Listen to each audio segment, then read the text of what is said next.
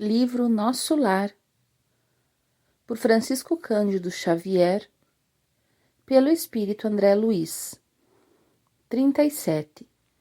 A preleção da ministra. No curso de trabalhos do dia imediato, grande era o meu interesse pela conferência da ministra veneranda.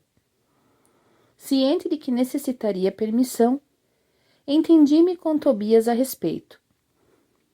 Essas aulas, disse ele, são ouvidas somente pelos espíritos sinceramente interessados. Os instrutores aqui não podem perder tempo.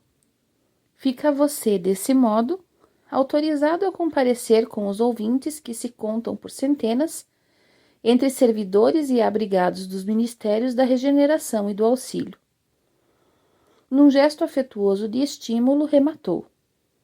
Desejo-lhe excelente proveito. Transcorreu o novo dia em serviço ativo. O contato de minha mãe, suas belas observações relativas à prática do bem enchiam-me o espírito de sublime conforto. A princípio, logo após o despertar, aqueles esclarecimentos sobre o bônus hora me haviam suscitado certas interrogações de vulto. Como poderia estar a compensação da hora afeta a Deus? Não era a atribuição do administrador espiritual ou humano a contagem do tempo? Tobias, porém, esclarecera minha inteligência faminta de luz. Aos administradores, em geral, impende a obrigação de contar o tempo de serviços, sendo justo, igualmente, instituírem elementos de respeito e consideração ao mérito do trabalhador.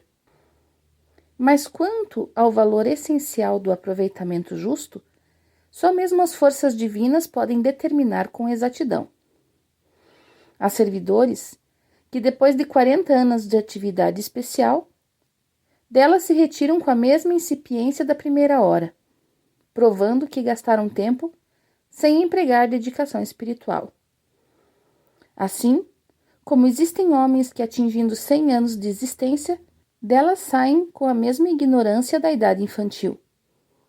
Tanto é precioso o conceito de sua mamãe, disse Tobias, que basta lembrar as horas dos homens bons e dos maus. Nos primeiros, transformam-se em celeiros de bênçãos do eterno. Nos segundos, em látegos de tormento e remorso, como se fossem entes malditos. Cada filho acerta contas com o pai conforme o emprego da oportunidade ou segundo suas obras. Essa contribuição de esclarecimento auxiliou-me a ponderar o valor do tempo em todos os sentidos.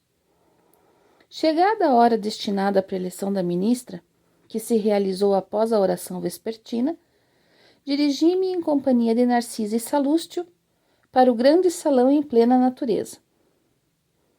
Verdadeira maravilha o recinto verde, onde grandes bancos de relva nos acolheram confortadoramente.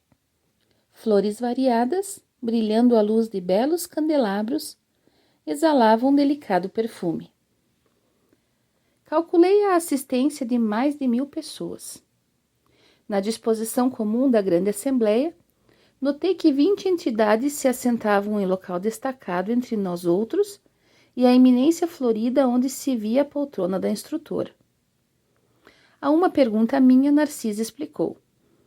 Estamos na assembleia de ouvintes. Aqueles irmãos, que se conservam em lugar de realce, são os mais adiantados na matéria de hoje, companheiros que podem interpelar a ministra.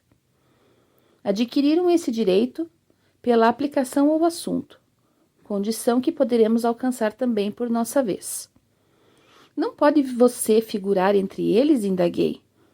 Não, por enquanto posso sentar-me ali, somente nas noites que a instrutora verse o tratamento dos espíritos perturbados. Há, porém, irmãos que ali permanecem no trato de várias teses, conforme a cultura já adquirida. Muito curioso o processo, aduzi. O governador, prosseguiu a enfermeira explicando, determinou essa medida nas aulas e palestras de todos os ministros, a fim de que os trabalhos não se convertessem em desregramento da opinião pessoal, sem base justa, com grave perda de tempo para o conjunto. Quaisquer dúvidas, quaisquer pontos de vista verdadeiramente úteis poderão ser esclarecidos ou aproveitados, mas tendo em vista o momento adequado. Mal acabara de falar, e eis que a ministra veneranda penetrou no recinto, em companhia de 2 senhoras de porte distinto, que Narcisa informou serem ministras da comunicação. Veneranda espalhou, com a simples presença, enorme alegria em todos os semblantes. Não mostrava a fisionomia de uma velha, o que contrastava com o nome. Sim, o semblante de nobre senhora na idade madura, cheia de simplicidade sem afetação. Depois de palestrar ligeiramente com os 20 companheiros, como a informar-se das necessidades dominantes na Assembleia em geral, com relação ao tema da noite, começou a dizer: como sempre, não posso aproveitar a nossa reunião para discursos de longa tiragem verbal, mas aqui estou para conversar com vocês, relacionando algumas observações sobre o pensamento. Encontram-se entre nós no momento algumas centenas de ouvintes que se surpreendem com a nossa esfera cheia de formas análogas às do planeta. Não haviam apreendido que o pensamento é a linguagem universal? Não foram informados de que a criação mental é quase tudo em nossa vida? São numerosos os irmãos que formulam semelhantes perguntas. Todavia, encontraram aqui a habitação, o utensílio e a linguagem terrestres. Esta realidade, contudo, não deve causar surpresa a ninguém. Não podemos esquecer que temos vivido até agora, referindo-nos à existência humana, em velhos círculos de antagonismo vibratório. O pensamento é a base das relações espirituais dos seres entre si, mas não olvidemos que somos milhões de almas dentro do universo, algo insubmissas ainda às leis universais.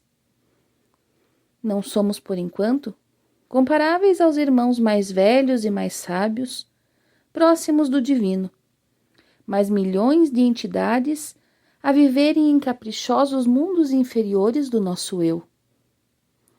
Os grandes instrutores da humanidade carnal ensinam princípios divinos, expõem verdades eternas e profundas nos círculos do globo. Em geral, porém, nas atividades terrenas, recebemos notícias dessas leis sem nos submetermos a elas, e tomamos conhecimento dessas verdades sem lhes consagrarmos nossas vidas.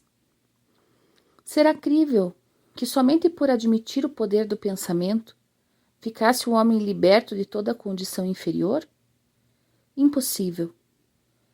Uma existência secular na carne terrestre representa um período demasiadamente curto para aspirarmos à posição de cooperadores essencialmente divinos. Informamo-nos a respeito da força mental no aprendizado mundano, mas esquecemos que toda a nossa energia, nesse particular, tem sido empregada por nós, em milênios sucessivos, nas criações mentais destrutivas ou prejudiciais a nós mesmos.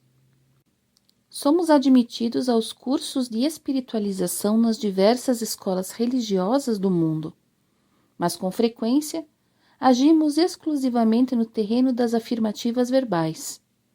Ninguém, todavia, atenderá ao dever apenas com palavras. Ensina a Bíblia que o próprio Senhor da vida não estacionou no verbo. Ele continuou o trabalho criativo na ação. Todos sabemos que o pensamento é força essencial, mas não admitimos nossa milenária viciação no desvio dessa força.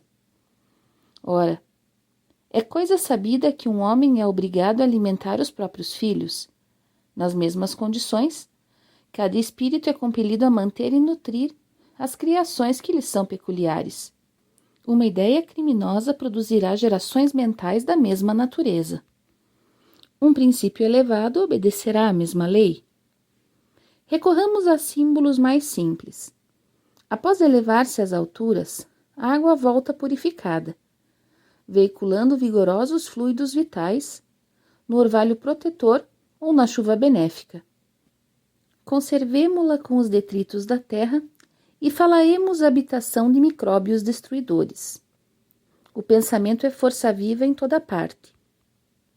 É a atmosfera criadora que envolve o Pai e os filhos, a causa e os efeitos, no lar universal.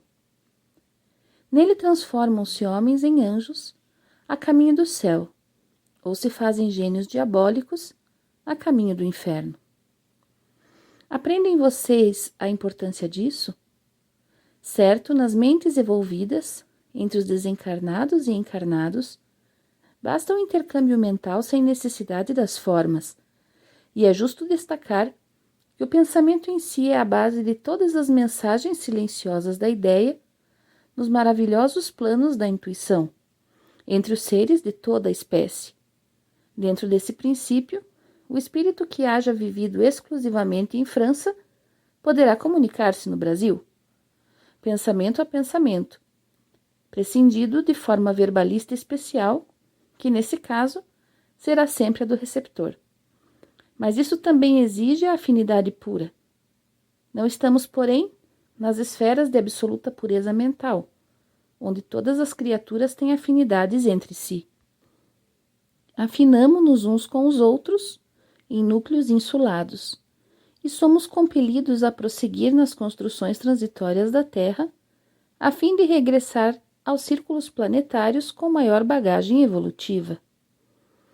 Nosso lar, portanto, como cidade espiritual de transição, é uma bênção a nós concedida por acréscimo de misericórdia, para que alguns poucos se preparem à ascensão e para que a maior parte volte à Terra em serviços redentores. Compreendamos a grandiosidade das leis do pensamento e submetamo-nos a elas desde hoje. Depois de longa pausa, a ministra sorriu para o auditório e perguntou: quem deseja aproveitar?